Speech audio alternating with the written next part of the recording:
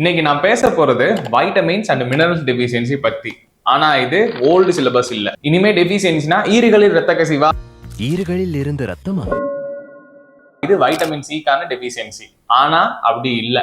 இந்த ஜெனரேஷன்ல hidden deficiency ரொம்ப காமனா இருக்கு. கலோரிஸ் இருக்கும், ஃபுட் இருக்கும், ஆனா நியூட்ரியன்ஸ் இருக்காது. ஸோ இதுதான் ஹிடன் ஹங்கர்னு சொல்றேன்.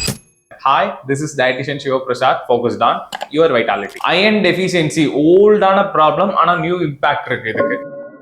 அயன்னா எல்லாருமே சொல்றது anaemia. Old iron deficiency affect பண்றது energy, brain function, immunity, work performance. So modern symptoms பார்த்தோம்னா கான்ஸ்டன்டா டயர்ட்னஸா இருக்கும், கம்மியான ஸ்டெப்ஸ் எடுத்து வச்சது அவங்களுக்கு மூச்சு அதிகமா வாங்கும், ஹேர் ஃபால் சிவியரா இருக்கும், இன்னும் சில ரேர் கேஸ்ல ஐஸ் சாப்பிடணும்னு தோணும். ஸோ அயன் டெஃபிஷியன்சி அதிகமா விமன்ஸுக்கு தான் இருக்கு. ஸோ டேப்லெட் மட்டும் அயனுக்கு பத்தாது. அயன் அப்சார்ப்ஷனுக்கு ஃபெர்மெண்டட் ஃபுட்ஸ், வைட்டமின் சி வேணும், டீ காஃபி வேணாம்.